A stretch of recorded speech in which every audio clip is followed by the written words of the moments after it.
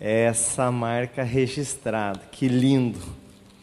Eu queria registrar minha alegria, a minha gratidão em Deus e por estar aqui na casa do Oleiro, no segundo ano de aniversário da igreja, e estar na minha igreja, né, aqui em Itapema, estar com essa família, olhar tantos rostos que a gente vê passar pelo revisão de vida, que nos cultos que a gente pode estar aqui, a gente vê vocês e vê tanto avanço, tanta coisa acontecendo.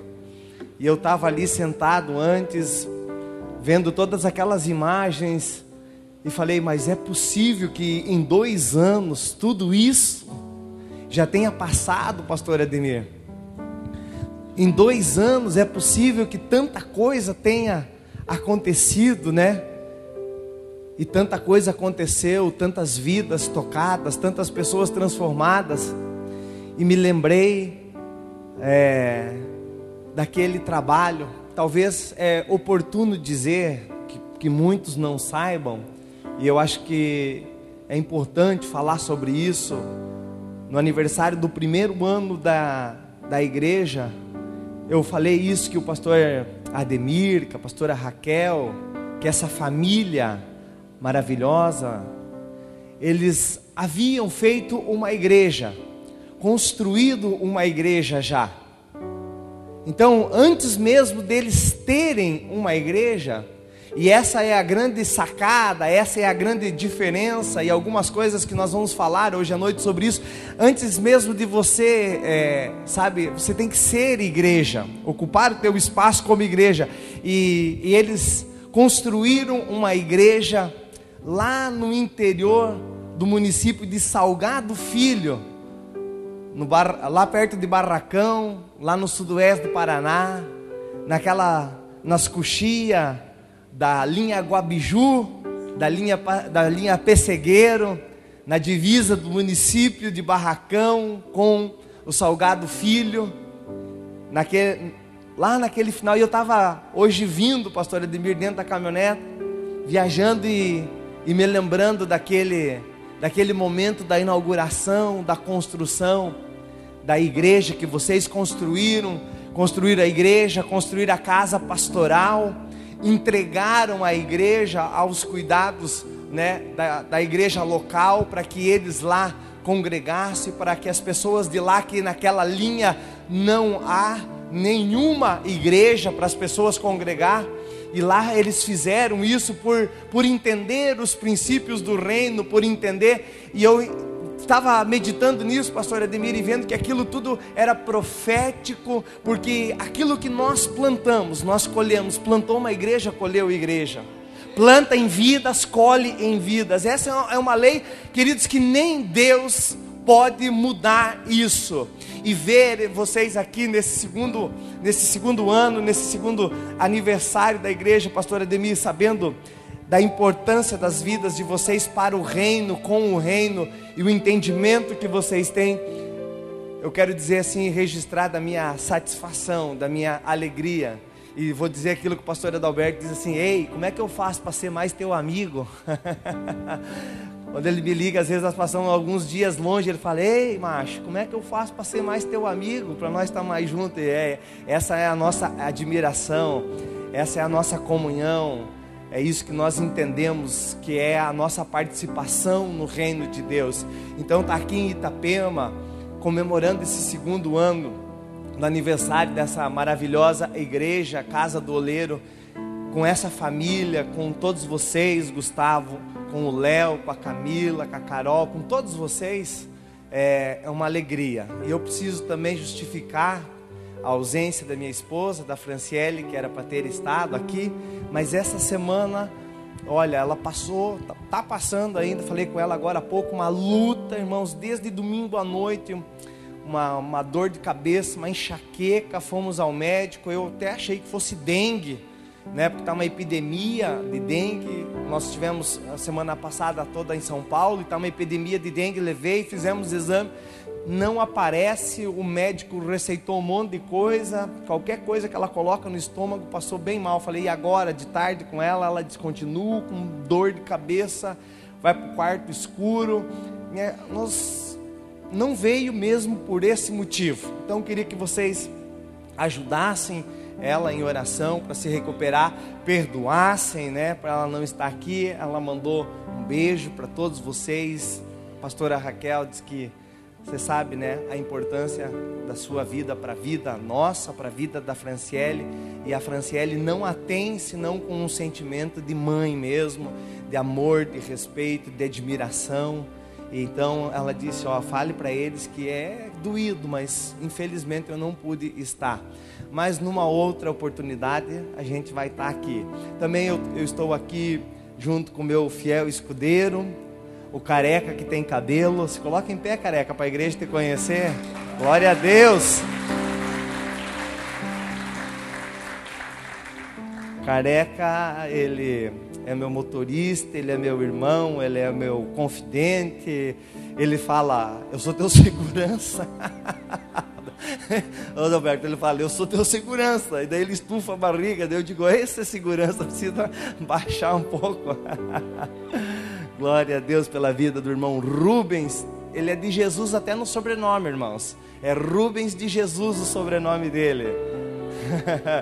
Glória a Deus. E também está aqui meus irmãos, meus amigos, o irmão Edivan e a Lise, né? Que eu e o Edivan, embora morávamos numa cidade 24 quilômetros de distância, ele em Barracão e Dionísio Requeiro, nós conhecemos muito meninos, com 13, 14 anos, e fizemos uma amizade, né? Chegou um tempo que nós era o Leonardo e o Leandro, não sei qual que morreu deles, né?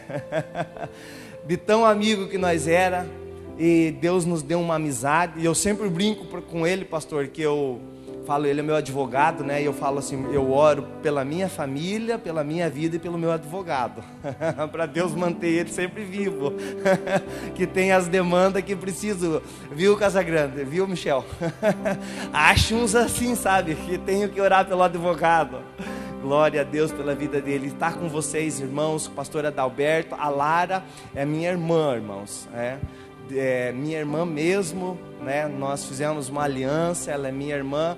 E às vezes eu tenho que chamar o meu cunhado para o lado para nós conversar, né? Porque esse cunhado não é fácil. Aí ele fica falando assim, deixa, Lara, deixa, não pensa que ele não vem aqui, é uma agradecimento. Essa semana eu fui lá, terça-feira, fiquei a tarde inteira, tomamos café, né, Lara, conversamos, matamos, falei, fica aí pensando que não é para você ver. Deus nos uniu, Deus não une pessoas, nós temos dito isso, nós temos aliançado isso. Deus não une pessoas, Deus une propósitos. A nossa amizade remonta de um propósito da nossa participação no reino. Eu queria dizer que eu estou muito feliz do Adalberto, pastor Adalberto, pastora Lara terem ficado hoje à noite, me dá o privilégio de ficar aqui me ouvindo, e também muito preocupado porque o homem quebrou tudo ontem à noite na palavra, né? Eu falei para ele essa semana, não vem de conversinha, nós temos as nossas particularidades, mas a gente tem uma intimidade. Eu falei dentro do escritório para ele, não vem de conversinha, você sabe o quanto que você prega, cara, e daí você deixa a gente, né, pastor Ademir, numa situação difícil. Eu falei, a gente se esforça para tentar trazer uma palavra e tá nele, é uma coisa assim, eu digo assim, o Adalberto não sabe disso, o pastor Adalberto não precisa, né, de qualquer outra coisa, porque isso é verdadeiro, isso é nosso mesmo, tanto ele como eu, nós somos muito autênticos e de falar a verdade, mas ele é constituído, as pessoas, elas são constituídas, sabe, de um sentimento de ser algo, né? E ele é constituído de um sentimento, de uma vida, de um exímio pregador. Às vezes eu percebo nas frases de efeito, quando ele está falando, quando a gente está tomando chimarrão e conversando, sai uma frase assim que é uma sacada de pregador, é algo que está em você, né?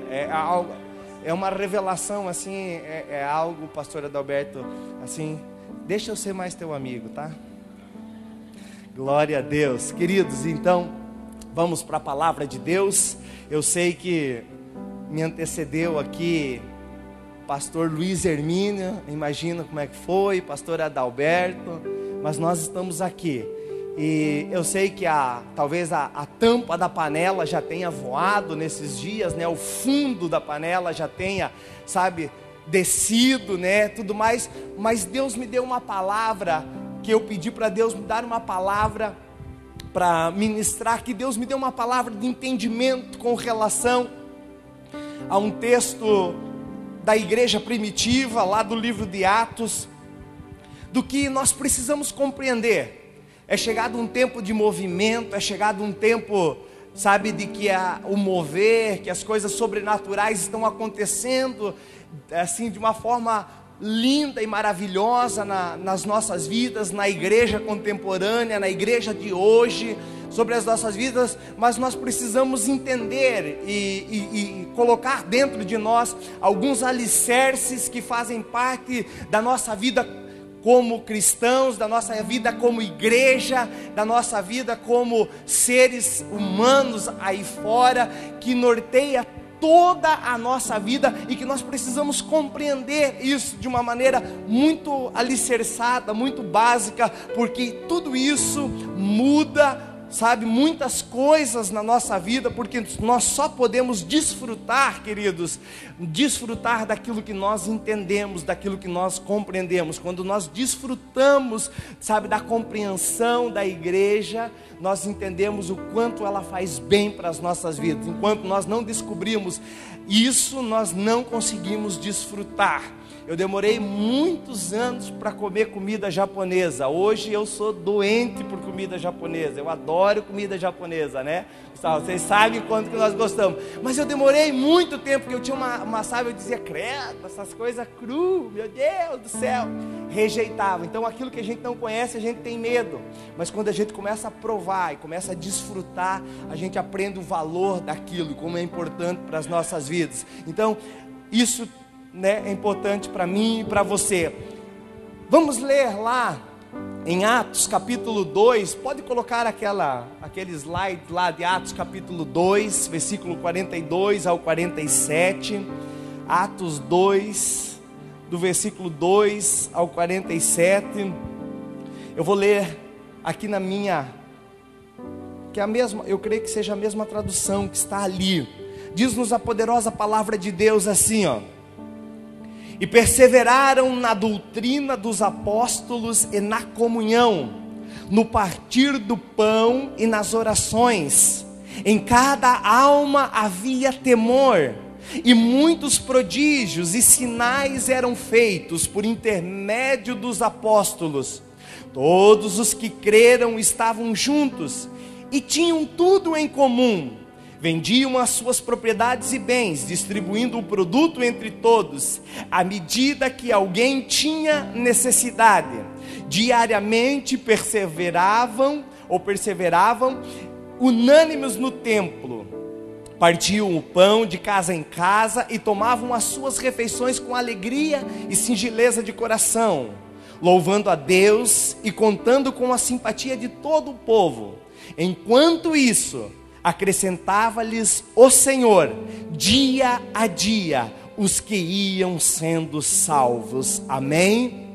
Fecha os teus olhos, vamos fazer mais uma oração. Pai, no nome de Jesus, que a revelação da Tua palavra venha ao nosso conhecimento. O Senhor traga tudo aquilo que o Senhor tem dos céus para a terra, para ser revelado às nossas vidas, de uma maneira, Senhor meu Deus, que nós sejamos tomados, impactados pelo Teu querer, pela Tua vontade, pela Tua sabedoria, pela Tua instrução, ó Deus. Que nós possamos compreender, papai querido, tudo aquilo que o Senhor tem para nós vivermos no reino e para o reino. Que essas vidas que estão aqui, Senhor meu Deus, sejam tomadas pela Tua presença, pela Tua glória e pelo entendimento da Tua palavra. É o que nós pedimos e nós oramos em nome de Jesus. Amém. Amém, irmãos. Glória a Deus. Só abrir uma aguinha aqui.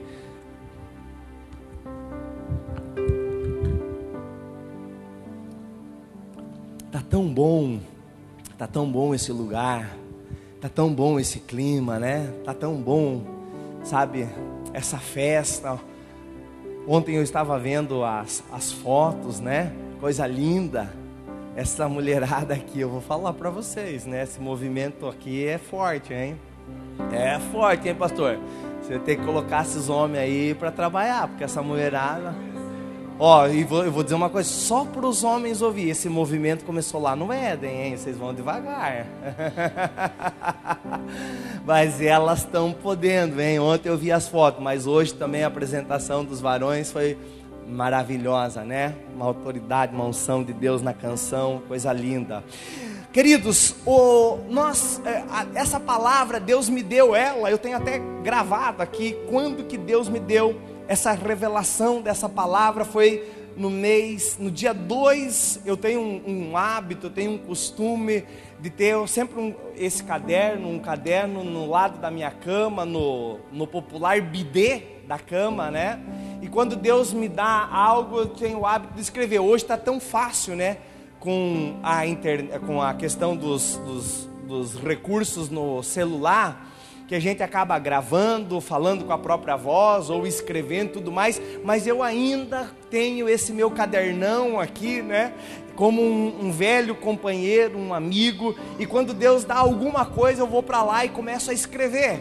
Sabe, começo a colocar, às vezes o sono se vai, 1h da manhã, 2h da manhã, e Deus me dá alguma coisa, eu começo a escrever, e Deus me deu um entendimento desta palavra, essa compreensão lendo esta palavra, no dia 2 de dezembro de 2012, eu estava lendo essa palavra, Deus me deu, sabe, a compreensão de algumas coisas dentro desse texto que eu acho que são muito importantes para a nossa vida cristã, para a nossa vida, para o aniversário da igreja, para você compreender, para você entender o seu papel no reino de Deus, para você entender o seu papel na vida de uma igreja local, porque hoje, meu irmão, hoje, em pleno século 21, em plena era, tudo, muitas pessoas, infelizmente, muitas pessoas, elas não sabem, sabe, a direção, o rumo das suas vidas. Esses dias atrás eu recebi um e-mail de uma pessoa devidamente esclarecida, uma redação muito boa no português dela, aqui de Jaraguá do Sul, no programa que nós fizemos uma série, no programa de televisão, sobre as perguntinhas básicas que nós precisamos responder para a nossa vida. Quem eu sou, da onde eu vim e para onde eu vou. E aquela mulher me chamou a atenção no e-mail que ela mandou, dizendo que ela passou a vida dela inteira não conseguindo, sabe, alcançar, não conseguindo ser feliz, não conseguindo ter um norte para a vida dela, porque ela não tinha a capacidade de responder para si essas perguntas básicas da sua vida. Quem eu sou, da onde eu vim, para onde eu vou. Muitas vezes nós estamos na igreja, nós frequentamos uma igreja, nós participamos do corpo da igreja, nós tomamos a Santa Ceia, mas nós não entendemos o nosso papel como igreja, ser igreja, o que é o nosso papel de cristão, o que é o nosso papel e o que a igreja pode produzir para as nossas vidas, e nós acabamos por qualquer tipo de coisa, qualquer tipo de problema, qualquer tipo de dificuldade, qualquer coisa diferente daquilo que nós entendemos ser certo ou errado, que nós quantificamos isso dentro de nós, através dos nossos valores morais, através da nossa personalidade, através da nossa vida, através do nosso conhecimento empírico, que alguém fala qualquer coisa que nós não gostamos, já é motivo para nós sairmos da igreja, para nós abandonarmos aquele lugar, aquele ambiente, o qual nós estamos servindo a Deus. E quantas pessoas que estão perdidas, quantas pessoas estão aí fora, vagueando pelo mundo, à mercê do diabo, de Satanás. Por quê? Porque qualquer problema, qualquer coisa que elas não tiveram o devido entendimento, sabe, uma avaliação mais profunda de um fato ocorrido dentro da igreja, levou elas a se distanciar do corpo de Cristo e estar aí fora vagueando e debatendo as coisas que são certas e erradas sem o devido conhecimento, sem entender o propósito da igreja, o propósito o qual me faz pertencer a uma igreja, ou também, muito mais do que isso, ser uma igreja. Ser uma igreja. E é sobre isso que eu queria repartir com vocês características para a vida do cristão e benefícios alcançados pela sua participação em uma igreja. Características dos cristãos e os benefícios por nós pertencermos, estarmos participando de uma igreja, analisando aqui esse texto da palavra de Deus, da igreja primitiva, dos primeiros passos dos primeiros cristãos. Queridos, nós estamos vivendo então um tempo que falta esclarecimento por parte das pessoas e também por parte de certos líderes pela busca dos modelos de cristãos que nós devemos ser e os tipos de líderes que nós devemos ter. Observe muito bem isso. Pela busca dos modelos de cristãos que devemos ser e os tipos de líderes que nós devemos ter. Uma definição bem básica, bem, direta ao assunto, direta ao ponto, sobre cristão. Qual é o significado de cristão? São todos os que atendem o chamado de Cristo para o servir, né? Por isso que Jesus disse: aquele que quiser vir após mim, negue-se a si mesmo, tome a cruz e siga-me. Quer dizer, são todos aqueles que atendem o chamado de Cristo. Mateus 11:28, vinde a mim todos vós os cansados, os oprimidos, e eu vos aliviarei. É um chamado de Deus, é um chamado de Cristo para as nossas vidas, para nós termos esse status, sermos chamados de cristãos. Segundo, os líderes cristãos são cristãos vocacionados, chamados por Deus para a obra.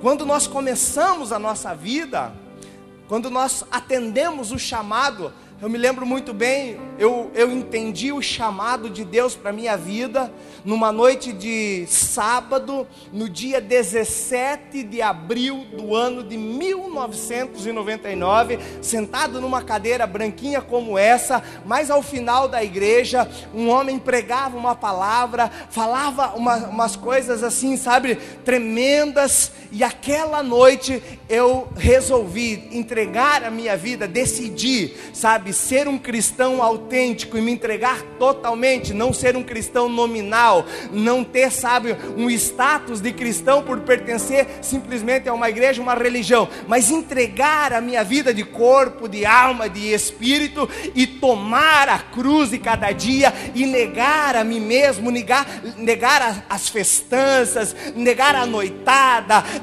negar a balada, negar viver uma vida dissimulada para viver uma vida para Cristo. Eu me lembro muito bem daquela noite, um sábado à noite, algo assim, um frio naquele Santo Antônio do Sudoeste, mas uma noite assim, um frio, mas o fogo do Espírito me aqueceu, desceu sobre as minhas mãos. Naquela noite eu fui batizado no Espírito Santo, e fui batizado no Espírito Santo com fogo, e Deus já batizou a Franciele. Foi uma noite de festa tremenda, assim, foi algo extraordinário. Dali em diante, nós começamos a tentar, caminhar todos os dias, como cristãos verdadeiros, num esforço de melhoramento, de vivermos uma vida para Cristo. E fomos chamados, mas não pastor Ademir, mas não almejávamos, pastor Adalberto, não sonhávamos com estar hoje aqui, num púlpito da igreja, pregando para vocês, está falando da palavra de Deus. O que eu queria naquela noite, o desejo do meu coração naquela noite, era entregar a minha vida, e dizer: Jesus, eu estou aqui, de corpo, de alma, de espírito, eu me dou, eu me entrego, dizer para Jesus: vem em mim, que eu sou facinho, Jesus. Eu queria só isso. Eu não estava, Gustavo, preocupado se ia fazer alguma coisa na igreja, eu não ia. Mas naquela mesma noite, aquele pastor que pregava disse: está aqui um pregador da palavra de Deus. Então nós atendemos o chamado de cristãos E entendemos também que fomos cristãos vocacionados, chamados para algo específico no reino de Deus. E é isso que eu queria, querido, que você começasse a vir aqui, para dentro da mensagem comigo. Sabe, se desarmasse dos pensamentos, se desarmasse de tantas coisas que roubam você, talvez, de entender isso. Por quê? Porque ao você entender a sua participação no reino, toda a sua vida pode ser transformada. Você entender a sua participação no reino, eu quero dizer para você mais uma vez, como profeta de Deus, nesta noite para a sua vida, você entender a participação no reino, pode fazer toda a diferença na sua vida, aleluia, glória a Deus. E o que é a minha participação no reino? O que é o reino de Deus? O reino de Deus é o impacto da ação de Deus sobre um ambiente. É isso que é o reino. É o impacto da ação de Deus. É aquilo que está sendo gerado lá no céu acontecer aqui na terra. É os propósitos de Deus lá em cima sendo transferidos através da minha vida e pela minha vida. E eu creio, queridos, que é chegado um tempo na nossa nação brasileira, eu creio que é chegado um tempo, pastor Adalberto, que as pessoas vão viver essa dimensão. Por quê? Porque nós queremos que você, meu irmão, eu estava falando ontem à noite lá para as pessoas, nós não queremos uma liderança manipuladora, uma liderança maquiavélica. Por quê? Porque pelo Brasil afora, desculpa a minha sinceridade, mas na grande maioria, a igreja foi formada assim. Nós temos uma herança maldita do catolicismo romano, uma herança maldita da religião, que faz com que a grande massa seja pouco pensante e não se desobstrua dos seus olhos aquilo que é real. Sabe por quê? Porque enquanto a massa for assim obstruída, a massa for incapaz de pensar e de ter a sua mente aberta, a liderança ela é manipuladora. Ela manipula a massa. E daí entra uma terceira coisa, que são as coisas circunstanciais que acontecem ao lado disso, que são diabólicos. São diabólicos. Os acertos e tantas outras coisas que líderes que não têm princípios acabam negociando, se vendendo, se trocando. E infelizmente, muito tem acontecido no Brasil. Por isso que nós temos pactuado, pastor Ademir, pastor Adalberto, eu, pastor Luiz Hermínio, nós sabemos que ele está há muitos anos fazendo isso, não admitindo, irmão. Eu conheço, aqui não preciso jogar confete em ninguém. Eu conheço o pastor Ademir, a pastora Raquel, de dentro da casa deles, e eles me conhecem de dentro da casa, da minha casa. Pense, eu vou dizer isso com muito temor e temor. Pense num casal que tem medo, entendeu?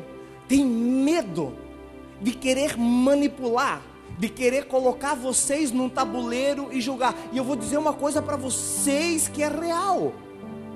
Eu vou dizer uma coisa, a vida de vocês para os líderes, vamos chamar assim, os cristãos comuns para os cristãos líderes, eles abrem o coração, abrem a vida, vocês abrem diante de um problema, diante de um sentimento, diante de uma dúvida, diante de um dilema. É impressionante como as pessoas abrem as janelas da sua vida para colocar aquilo que elas estão vivendo, e que se a pessoa for manipuladora, ela mexe, sabe, com a tua estrutura psicológica, ela te manipula, ela coloca você onde você quiser. Mas eu sei, entendeu? E eles sabem que eu não preciso estar vendendo eles aqui sabe, um casal daquilo que eles não são. O pastor Ademir e a pastora Raquel, eles têm princípios das suas vidas e eles querem levar você. Muitas vezes, às vezes você pode dizer assim, não, mas é difícil dessa maneira.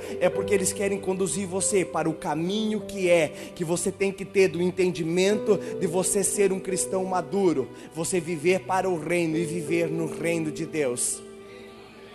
E olha aqui, eu vou dizer uma coisa para vocês, do ponto de vista pastoral, do ponto de vista de liderança, isso é difícil.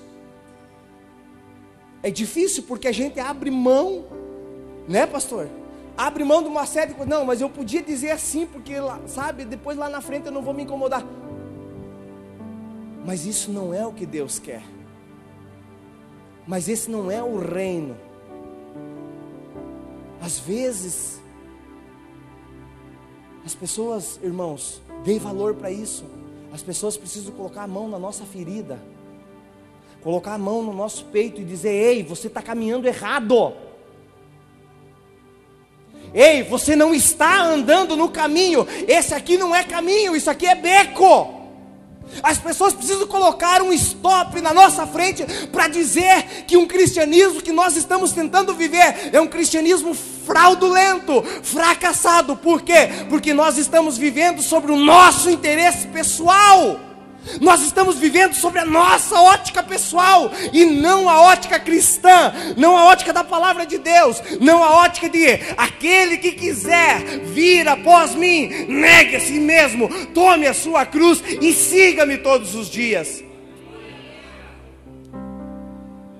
Então compreender isso, querido, faz toda a diferença na minha e na sua vida. Compreender a nossa participação no reino de Deus. Compreender a nossa participação no reino faz com que a nossa família, faz com que os nossos negócios, faz com que o nosso trabalho, ele se estruture de uma maneira diferente. Entender nossa participação no reino faz toda a diferença na qualidade de vida que buscamos ter. Porque uma coisa é amar a Deus, outra coisa é você amar os princípios e as suas leis. Eu tenho dito muito isso. Eu conheço muitas pessoas que amam a Deus, mas não olham para nada dos princípios e das leis de Deus. As pessoas, e aqui é muito oportuno falar sobre isso, porque as pessoas saem de várias regiões do estado de Santa Catarina, do Rio Grande do Sul, do Paraná, e vêm para a praia, porque elas querem qualidade de vida. Sim ou não? Sim ou não, irmãos? Eu um dia quero vir morar na praia, porque pense que coisa boa. Mas você entender a sua participação no reino faz toda a diferença para a tua qualidade de vida. E muitas vezes nós temos o título de cristão, mas nós não entendemos a nossa participação no reino de Deus. Nós não entendemos como o reino impacta nas nossas vidas de uma maneira que ele, quebra tudo nas nossas estruturas, na nossa vida, e que muitas vezes é difícil, mas é isso que Jesus disse: aquele que quiser vir após mim, negue-se a si mesmo, tome a cruz e siga-me. Então, olhando para a palavra de Deus, a primeira coisa que eu tenho de benefício de congregar, de estar em uma igreja local, sendo um cristão, e depois como líderes cristãos, nós vamos estar falando de outro aspecto também, como ser um cristão. Qual é o benefício que eu tenho de participar de um corpo, de participar de uma igreja local? A primeira coisa que você tem de benefício para a sua vida, baseado no versículo 42, é que você tem instrução para a sua vida. E a palavra de Deus diz assim: errais não conhecendo as escrituras e nem o poder que há nelas. Diz a palavra que eles perseveravam na doutrina dos apóstolos. O que os apóstolos faziam? Davam instruções para eles. Todos os dias eles estavam juntos, pedindo conselhos, pedindo orientação, como ele devia de andar, como ele deveria se comportar, como eles deveriam de ser. Então, o que uma igreja local, o que a casa do oleiro produz para você, produz instrução para a sua vida. E eu sempre falo isso, eu digo, muito mais importante que alguém lhe dar um caminhão de dinheiro, é dar uma instrução para você, porque a tua história de vida muda totalmente. O caminhão de dinheiro pode tombar ali na esquina, e os saqueadores roubar, e você não ter desfruto nenhum, e a instrução está aqui dentro. Vem aqui para dentro, vem para cá. Ninguém pode tirar de você a não ser você mesmo. Você precisa entender isso. Um dos benefícios de congregar numa igreja local é que você tem instrução para a tua vida. Instrução de como você ser um marido melhor. Tem aqui o culto dos homens, né? Uma vez por mês, eu já vi em 2 esse ano. Aqui. A instrução para a tua vida, como você ser um trabalhador, um homem de negócios. Como você ser um membro da igreja.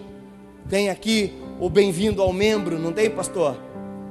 Então você recebe instrução. Tem igrejas por aí, irmão, que hoje estão cheias de pessoas vazias, porque não querem instruir, pastor Adalberto.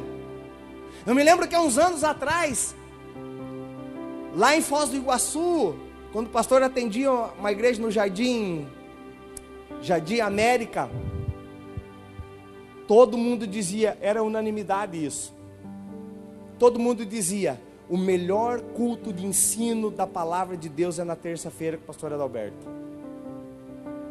Culto de instrução, era uma unanimidade, instruía.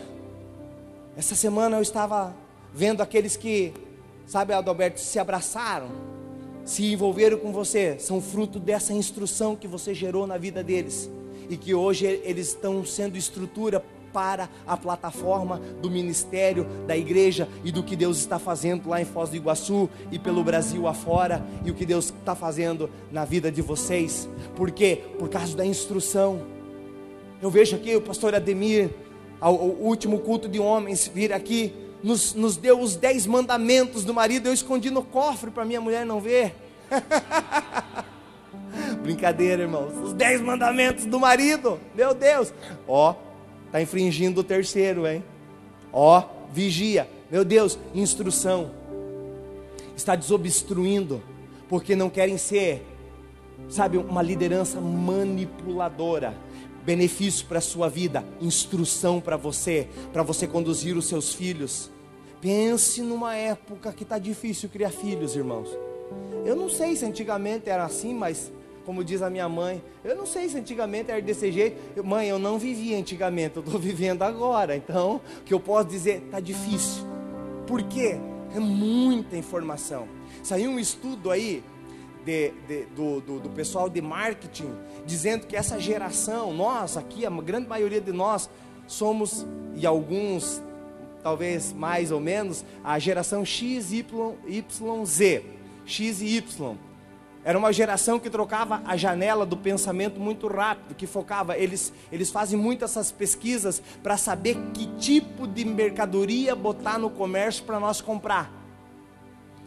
Então, e agora eles estão falando que existe uma geração X, Y, Z, pastor Ademir, que a janela do pensamento deles se abre mais rápido que 30 segundos, e que nada daquilo que não tiver motivação para essa geração não vai fazer com que eles prestem atenção. A grande sacada do marketing agora é trazer essa geração para dentro do consumo, fazendo com que as janelas dos seus pensamentos, sabe, se abram para uma coisa nova, Gustavo, a cada 30 segundos. E é uma geração doentia que está sendo formada. São filhos doentios, porque você pode observar, irmão, eu sou um observador do comportamento humano. Hoje nós chegamos para almoçar, eu falei para o irmão Rubens, eu vou deixar o celular dentro da caminhonete, eu não vou. Nós chegamos, tinha um casal no nosso lado almoçando, o marido, a mulher e o filho, os 3 no celular, comendo e o dedo mexendo. Essa é a geração que nós estamos vivendo. Nós fazemos parte dessa geração. E essa geração, ela tem tanta sede de conhecimento, de tanta coisa nova, que nós não nos saciamos com as coisas normais, que nós queremos mais e mais. Então nós precisamos entender a nossa participação no reino, para nós recebermos instrução para a nossa vida, para nós criarmos os nossos filhos na doutrina da palavra de Deus, nos ensinamentos. E olha aqui para mim, irmão, era na doutrina dos apóstolos. Que nem dizia o pastor João Batista de Borba, pastorzão que foi meu pastor, dizia assim, não fica andando por aí que nem abelha louca, sem rumo. Você precisa estar aqui, como diz a pastora Raquel, pare de se loquear. Pare de se loquear. Ficar na instrução dos apóstolos. Tem várias referências na palavra sobre isso. O segundo benefício que eu entendo aqui, que nos traz para nós estarmos numa igreja local, é comunhão. Participação das mesmas crenças, das mesmas ideias, dos mesmos princípios. Termos essa participação, esse companheirismo íntimo, o amor fraternal que caracteriza os primeiros crentes, lá em João 1 João 1, 5 e 7, 1 Coríntios 1 e 9, fiel é Deus, pelo qual fostes chamados à comunhão de seu Filho Jesus Cristo, nosso Senhor. Esse companheirismo se dava pela relação correta que cada cristão mantinha com Deus, o que por si mesmo garantia a correta relação entre os crentes. A comunhão. Estava vendo aquelas imagens no telão dos encontros dos jovens. Não tem muita coisa que precisa inventar, pastor Adalberto, pastor Ademir. Eu acho uma coisa assim, uma voz profética na nação brasileira, que o pastor Luiz Hermínio tem dito assim, as igrejas estão buscando entretenimento. Elas estão buscando, noite disso, noite daquilo, para atrair. Eu quero dizer para vocês, irmãos, o que atrai, o que nos mantém dentro do seio, do corpo de Cristo, dentro de uma igreja local, é a comunhão. É nós vemos a simplicidade de cada um de nós, nos conhecermos por dentro e por fora, saber quem nós somos. Eu vim aqui, em cima do púlpito, representar alguma coisa, fazer um papel para vocês, é a coisa mais, não vou dizer que é difícil não, irmão, é a coisa mais fácil. Tinha um médico lá na nossa região, famosíssimo, que faleceu o ano passado, o ano retrasado, o Dr. Kiti Abdala. O senhor conheceu ele? Olha, um imigrante, um cara que tinha uma história fantástica. Rapaz, ele não era crente. Ele ia para o jantar nosso da Donep e ele fazia todo mundo chorar. Ele pregava um microfone na igreja quadrangular, na 7ª igreja que ele ia lá, uma vez cada morte de bispo, ele botava toda a igreja no chão a chorar. Mas um cara que a vida dele não era, mas representava um papel. E a comunhão que produz o companheirismo íntimo, o amor fraternal, nos caracteriza por quem nós evidentemente somos. Não há como nós representarmos um papel. Pastor Adalberto, no culto terça-feira lá em Foz, eu estava lá. Ele disse para mim assim: se tem uma pessoa, um ato lindo, não sei se você falou que vocês fizeram terça-feira do carro para o Ramon, foi algo assim que, meu Deus, isso é uma coisa que as igrejas precisam ter. Não sei se você contou isso para o pastor Ademir. Muito lindo o que aconteceu lá. Ele disse: cara, se tem alguém que me conhece com as minhas qualidades, com os meus defeitos, aqui é o Ramon. Tem comunhão.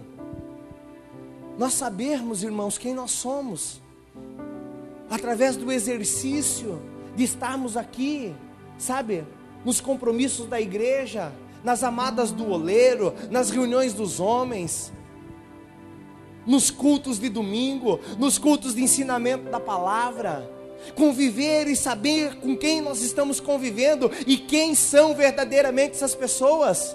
Tem uns alegra plateia por aí que vem para as igrejas, que abrem, entendeu? Qual é aquela daquele pastor lá em Foz do Iguaçu que ele procurou e disse assim, o pastor Adalberto disse assim, meu Deus, eu tenho ansiedade, eu tenho um mal-estar de ir para a igreja. Meu filho de 12 anos pergunta para mim: e daí, pai, quanto que entrou hoje na igreja?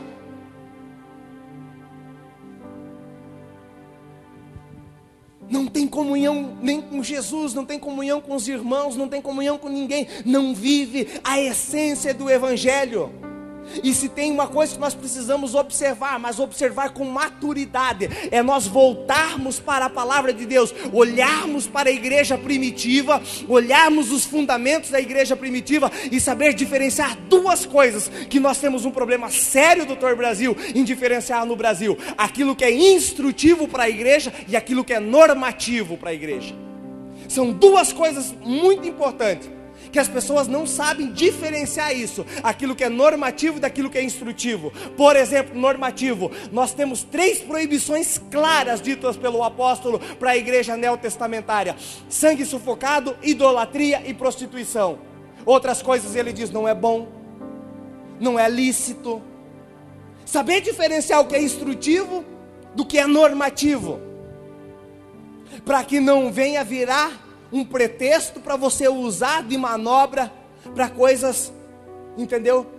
Que te beneficiam.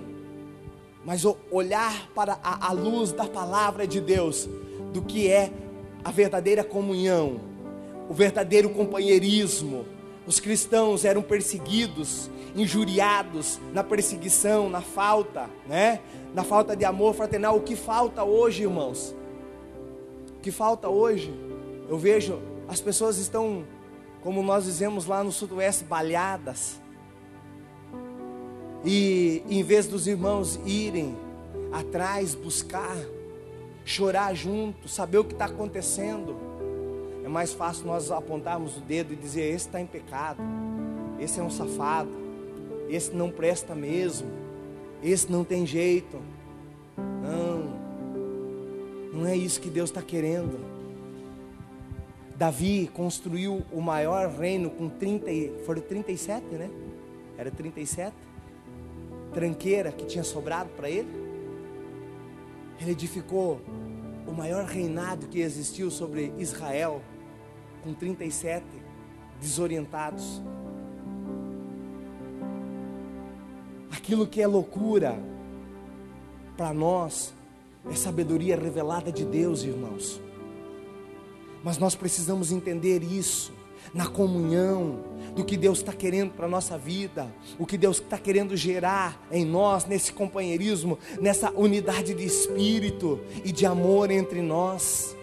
A terceira riqueza que nós vemos aqui é o partir do pão, é o sentido literal da palavra mesmo. A comida era dividida porque havia muita perseguição naquela época, então os cristãos, né? Eles tinham que dividir, eles vendiam as propriedades, eles traziam lá ao pé dos apóstolos, os seus bens vendiam.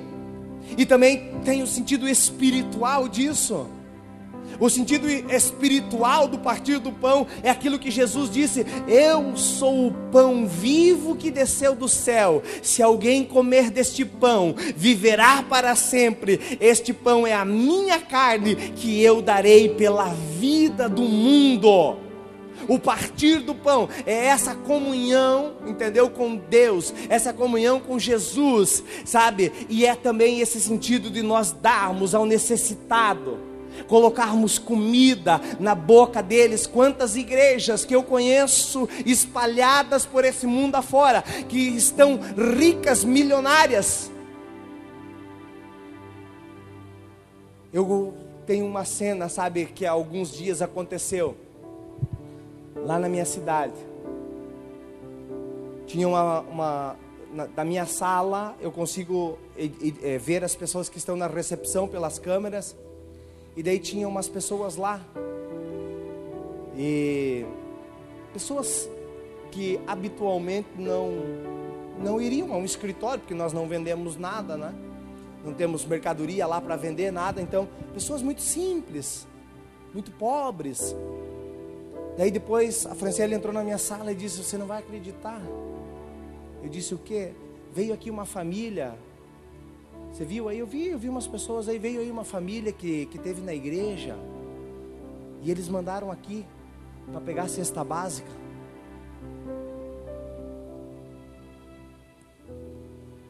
Eu falei: o quê? Repete. Ela disse: não, eles vieram aqui porque eles estiveram lá na igreja, e lá da igreja falaram que aqui você doa a cesta básica. trazei todos os dízimos à casa do tesouro, para que haja mantimento.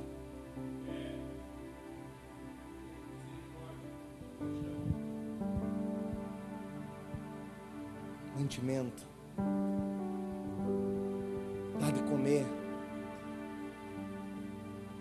O que adianta? Está falando em construção, está falando em isso, em aquilo, em missão transcultural. Se não tem uma despensa, uma cesta básica para dar comida para as pessoas, não pode partir o pão. Que tipo de palavra está repartindo com as pessoas? Que tipo de igreja que, se sair do cenário da cidade, não faz efeito nenhum, não faz falta nenhuma? Se tem uma coisa que Itapema precisa saber, pastor, é que se vocês deixassem de existir hoje, quanta falta vocês iriam fazer? Quantas bocas iriam ficar sem comer? Quantas famílias deixariam de serem tratadas? Quantas pessoas que deixariam de serem acolhidas? Mas não só pela liderança da igreja, irmãos, mas por você, que de repente não vive um estado de um moribundo aí fora na rua, mas você era um moribundo espiritual, doente, cheio de problemas, cheio de lepra, mas veio aqui, o amor de Jesus cobriu você, o sangue dele cobriu você, ele mudou a história da tua vida, e aquilo que você recebeu, você também tem que dar. Aleluia!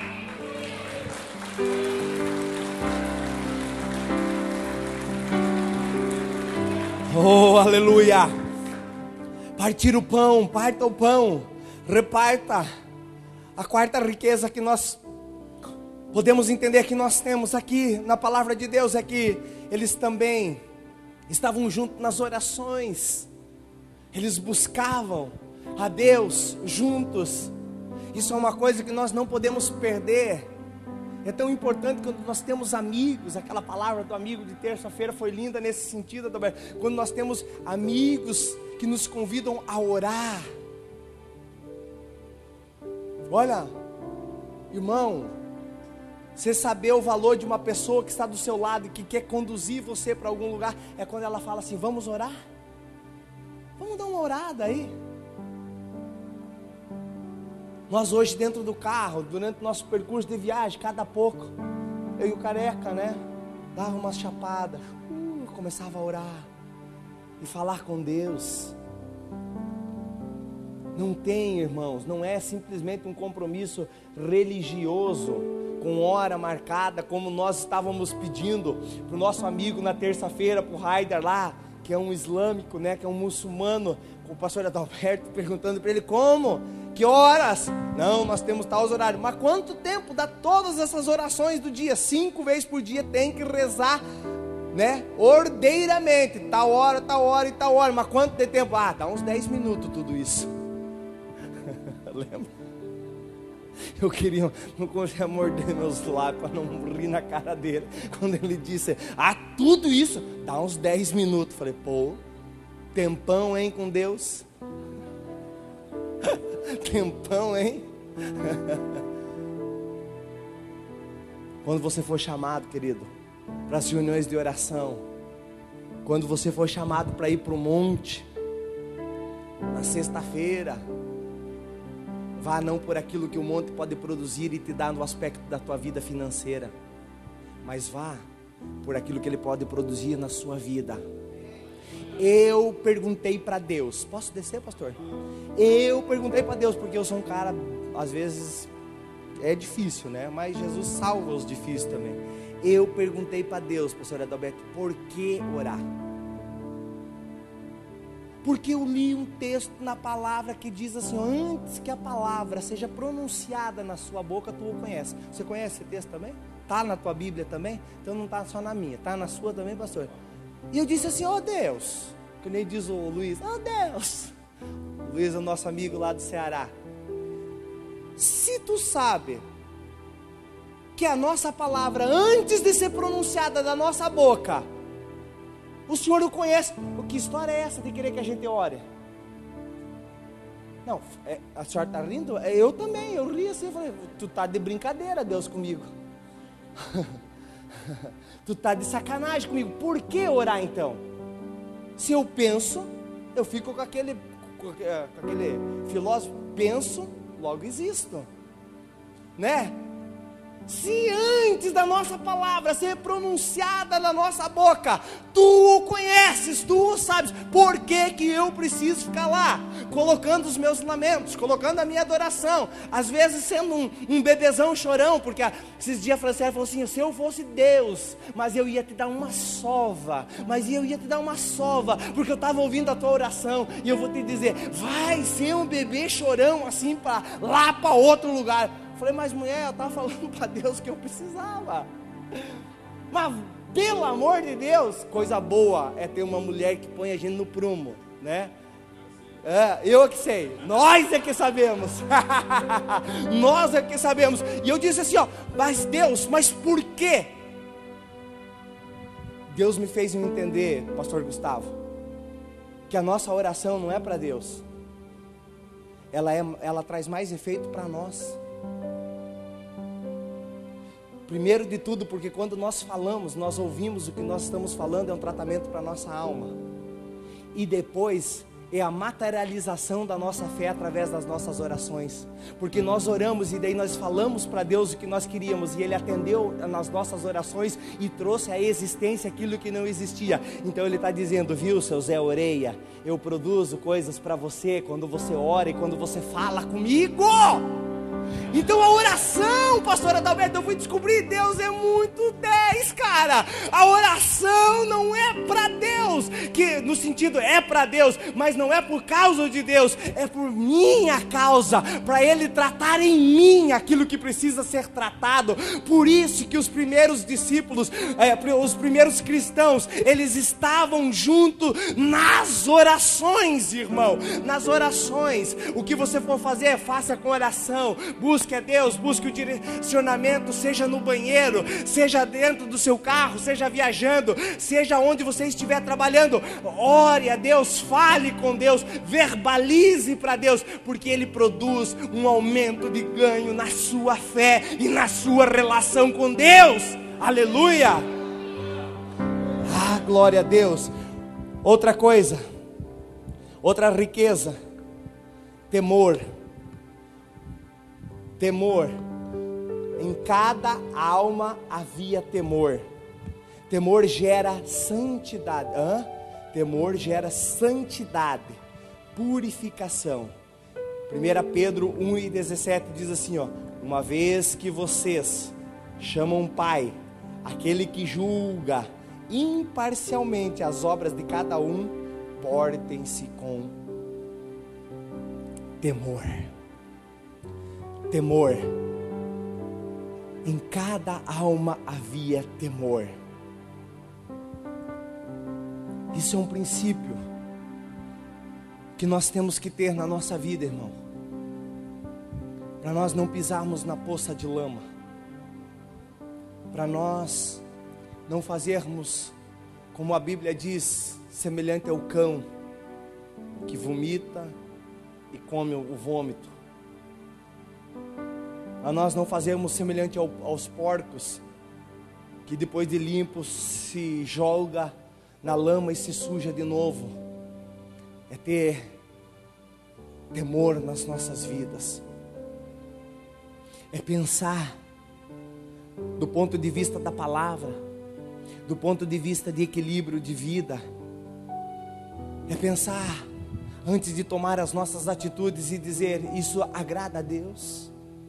Isso vai trazer algum benefício para o reino de Deus? Isso vai fazer com que Deus seja glorificado? É eu ter o princípio de pensar antes de tomar as atitudes da minha vida por temor a Deus, não por aquilo que eu posso perder, mas aquilo que eu posso deixar de colocar como uma coisa linda diante de Deus. E eu falo isso para os meus filhos, eu tento colocar isso para eles. Fica lá o controle da televisão, no quarto deles, as coisas, e eu falo, eu não quero que vocês assistam depois das 10 horas da noite mais a televisão. Não mude de canal, fica só no 99, né? Quem é pai sabe, Discovery Kids e tal.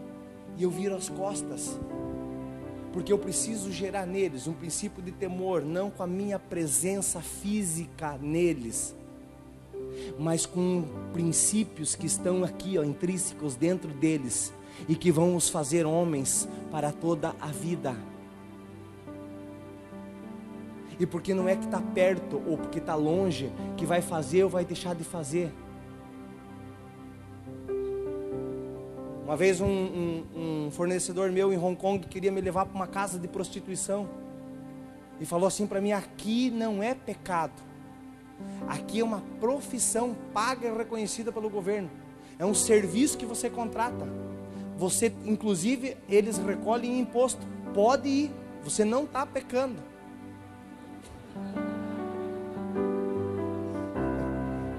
Dá para entender uma coisa dessa? Não é problema. 30 e poucas horas longe de casa, tantos e tantos dias. Você sabe o que é isso, né, irmão?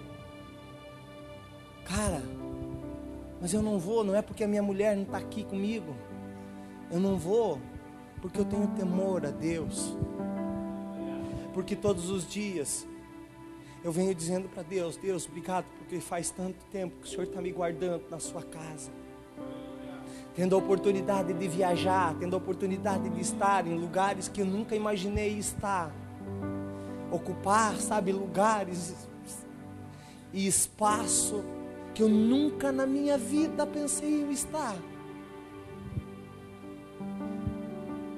Mas eu deixo de fazer porque eu tenho temor a Deus, porque eu quero guardar a minha vida em santidade, em purificação, porque eu quero poder entrar para dentro da minha casa, abraçar os meus filhos e beijá-los sem peso nenhum na consciência, por saber que eu tenho temor na minha vida com Deus. Poder voltar para os braços da minha esposa, para poder, sabe, sentar com quem eu tiver que sentar nos meus negócios, porque eu tenho temor na minha vida. Por quê? Porque eu decidi andar com Deus e caminhar com Ele e viver os benefícios do reino e pautar a minha vida nesses pilares que eu estou dizendo para você, irmão. Viva com temor, viva isso na tua vida, diariamente, faça um exercício. Olha aqui para mim, a ausência de temor, aleluia, faz nós perdermos o senso de direção para a nossa vida.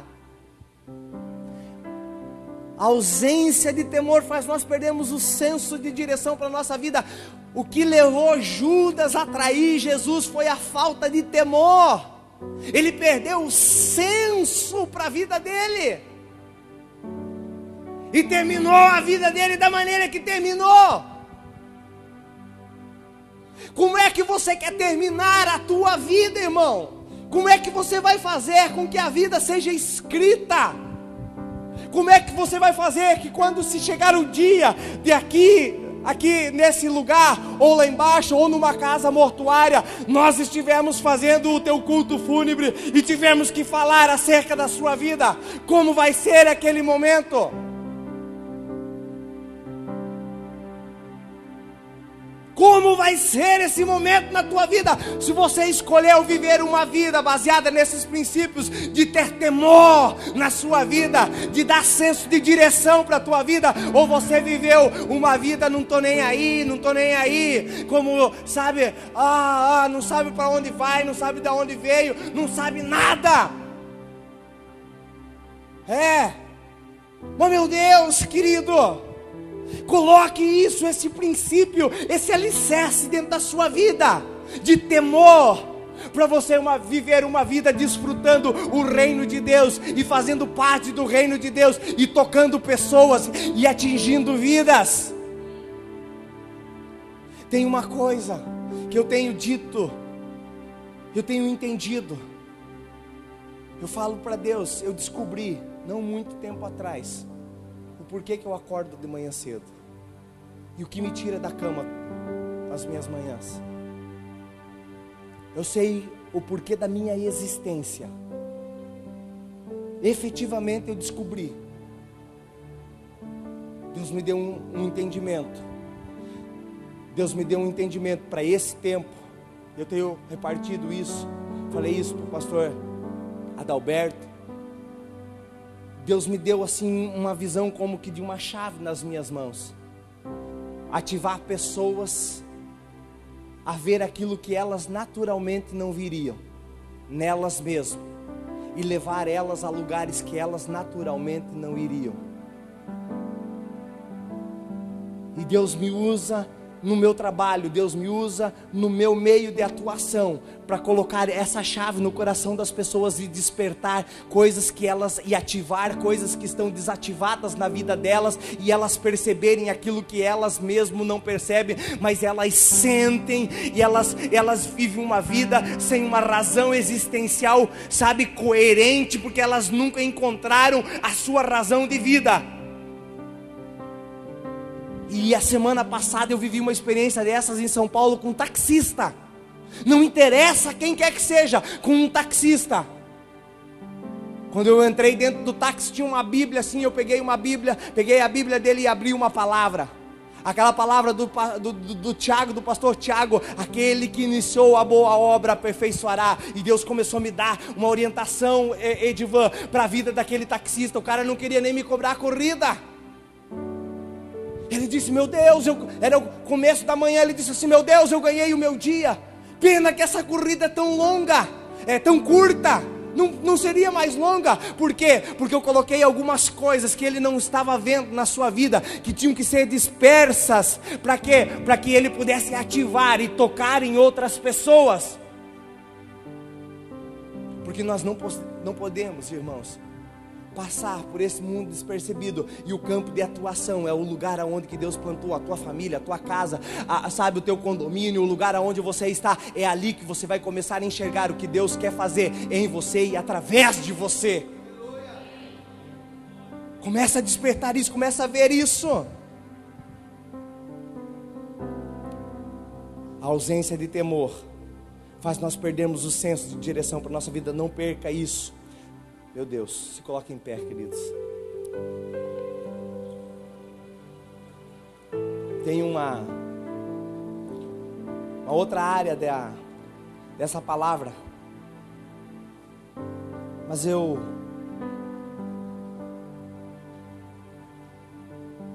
falei sobre os cristãos e sobre os líderes cristãos.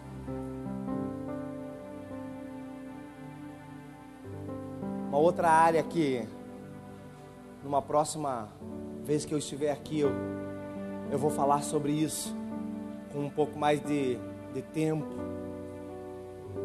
sobre você entender a sua participação no reino e você se projetar para você fazer parte de uma liderança, de um chamado.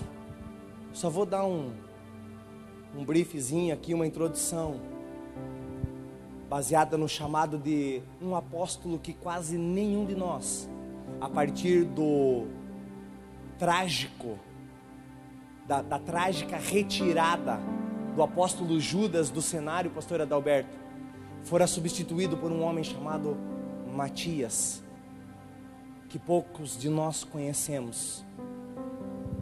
Mas esse cara estava com eles desde o batismo de João, quando Jesus foi batizado no Jordão.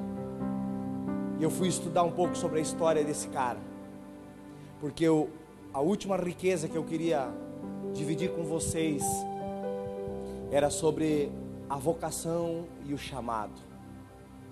Eu vou falar um pouquinho aqui para os mais graduados, a vocação e o chamado, baseado na vida desse homem Matias, que estava para ser escolhido para substituir Judas, para completar os 12 discípulos de Jesus.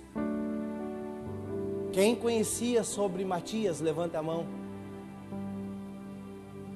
Não, levanta a mão, irmão. Quem conhecia sobre Matias? Quem sabia que Matias substituiu Judas Iscariotes nos 12? Por favor. Muito pouco. 90 e tantos % não o conheciam. Uma igreja tem que ter Pedro, Tiago e João. Pastor Ademir, mas precisa ter os Matias também.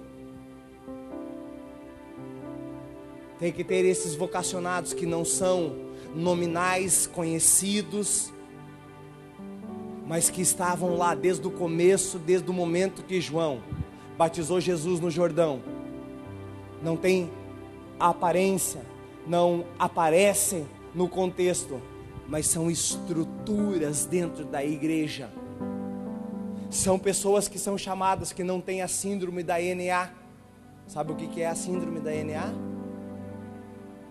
Necessidade de aparecer, mas estão dando estrutura para os apóstolos.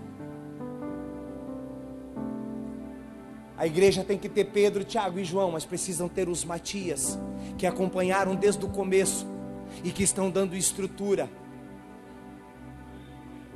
Irmãos, é chegado um tempo, queridos, que nós não podemos, pela revelação de Deus, deixar que os cães venham imperar sobre os púlpitos da igreja e sobre as nossas vidas. Quem são os cães? São pastores. Conforme a palavra de Deus diz, cuidado com os cães, cuidado com esses que praticam o mal, cuidado com a falsa circuncisão. São os cães que querem fazer o quê? Quando nós chegamos feridos, maltratados dentro da igreja. Eu me lembro uma vez, eu caí de bicicleta, cortei o meu joelho, e eu tinha o Rintin, era um cachorro. Eu apelidei ele, chamava ele de Rintin. O Rintin vinha lamber a minha ferida. E daí a cultura dos mais antigos diziam: deixa o cachorro lamber, porque a lambida do cachorro sara a ferida. E aquela ferida nunca sarava, ficava pior. Minha nona chegou e disse: não, vou fazer um chá, banhar, botar banha de porco, tampar, e não deixa mais o cachorro lamber. Infelizmente, queridos, tem pessoas cheias de feridas que não querem receber o tratamento, mas querem que os cães fiquem lambendo, porque não querem ocupar o espaço que o Matias ocupou, ficarem ocultos no anonimato, para que quando for o protocolo da revelação de Deus para a tua vida e a sorte for lançada, Deus vai tornar público o que tem que tornar na tua vida. Aleluia! Ei, glória! Aleluia! Se é para Deus, aplauda melhor, irmão. Muito mais do que isso, me ajude. Comece a adorar a Deus. Comece a levantar um clamor para Deus. E diga: Deus, eu estou aqui.